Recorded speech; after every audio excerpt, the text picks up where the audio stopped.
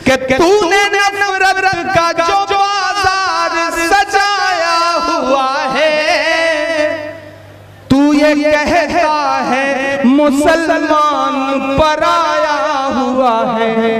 अगले दो मिसरे कोई भी हाथ खामोश नहीं रहेगा, एक एक हाथ हवा में उठा हुआ नजर आएगा। पुकारता हूँ आपकी वतन परस्ती को। सुनेंगे दोस्तों इमरान प्रतापगढ़ी को। इससे पहले सुनिए, मुझे लोगों को पढ़ना नहीं आता लेकिन उन पर एतबार करके सबक जरूर मिल जाता है। आइए सुनते इमरान प्रतापगढ़ी को। तो आपसे गुजारिश है वीडियो को लाइक कीजिए और चैनल को जरूर सब्सक्राइब कीजिए। सोशल मीडिया हो, प्रिंट मीडिया हो, इलेक्ट्रॉनिक मीडिया हो, नफरत वाली ताकतों ने एक माहौल बना के रखा है। यहाँ शिवनारायण मेरे बहुत प्यारे दोस्त हैं बैठे हुए, शिव कुमार मेरे साथ आते हैं, अहमद भाई मेरे साथ आते हैं, स्वामी जी यहाँ आकर के गए। ये जो तिरंगे में 3 रंग है, उसके ऊपर जो सबसे खूबसूरत रंग भगवा रंग है, वो दरअसल वो भगवा रंग नहीं है जिसे योगी आदित्यनाथ पहनते हैं। असल में वो भगवा रंग तो वो रंग है जिसे स्वामी अग्निवेश जैसे लोग पहनते हैं। मैं उस भगवा की कद्र करता हूँ। और ये जो तीनों रंग हैं, मैं इन तीनों रंगों को अपनी आंखों में रखते हुए बंद पड़ता हूँ कि तूने नफरत का जो बाजार सजाया हुआ है, तू ये कहता है मुसलमान पराया हुआ है। अगले दो मिसरे कोई भी हाथ खामोश नहीं रहेगा, एक एक हाथ हवा में उठा हुआ नजर आएगा। पुकारता हूँ आपकी वतन परस्ती को। तूने नफरत का जो बाजार सजाया हुआ है, तू ये कहता है मुसलमान पराया हुआ है। आजा दिल चीर के दिखलाऊं वतन का नक्शा, मेरा भारत मेरी सांसों में समाया हुआ है।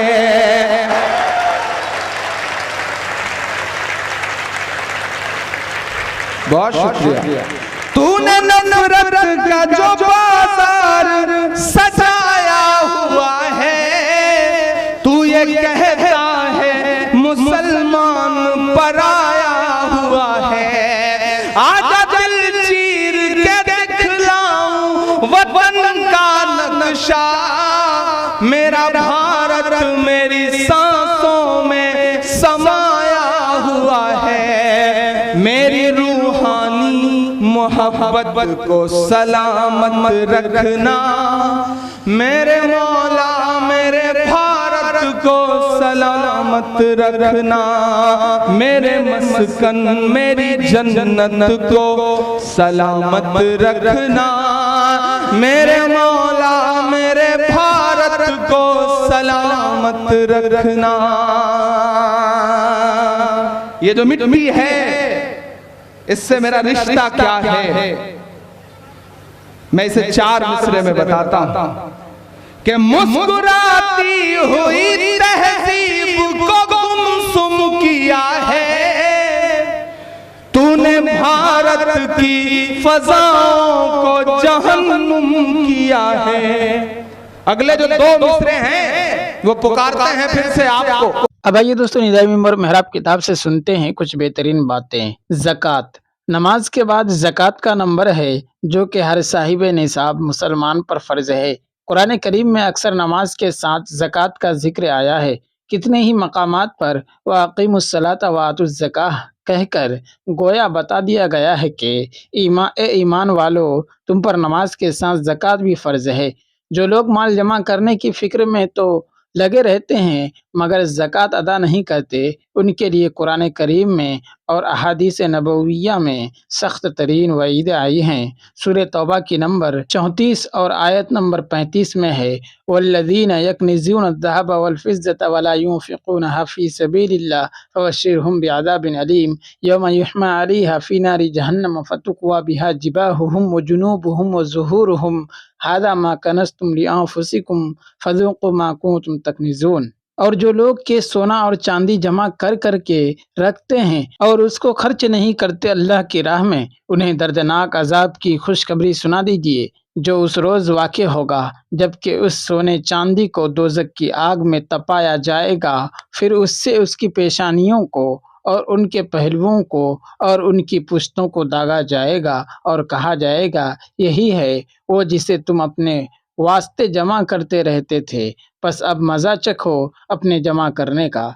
बुखारी शरीफ की हदीस है, रसूलुल्लाह सल्लल्लाहु अलैहि वसल्लम फरमाते हैं कि जो शख्स अपने माल की ज़कात ना देगा, उसका माल क़यामत के दिन उसके लिए गंजा साँप बन जाएगा, जिसकी पेशानी पर 2 नुक्ते होंगे।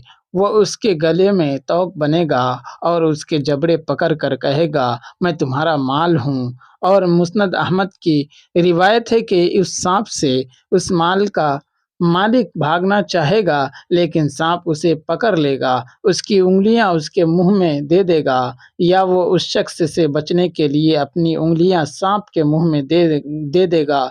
जिस माल पर इंसान दुनिया में खज़ाने का साँप बनाकर बैठा था, वो माल क़यामत के दिन वाक़ई उसके लिए साँप बन जाएगा। नमाज और ज़कात के अलावा रोज़ा और हज भी फ़राइज़ में से हैं, मगर कितने ही लोग हैं जो सेहत के बावजूद रोज़े नहीं रखते, और कितने ही लोग हैं जो दुनिया भर के तफरीही और तिजारती दौरे करते हैं, मगर हज के लिए उन्हें हरमैन शरीफैन जाने की तौफ़ीक हासिल नहीं होती। ऐसे लोगों को जान लेना चाहिए कि वो अपने लिए जहन्नम में जाने का रास्ता हमवार कर रहे हैं। दोस्तों, वीडियो के आखिर में आपसे गुज़ारिश है, अगर वीडियो पसंद आई हो तो वीडियो को लाइक कीजिए और चैनल को ज़रूर सब्सक्राइब कीजिए।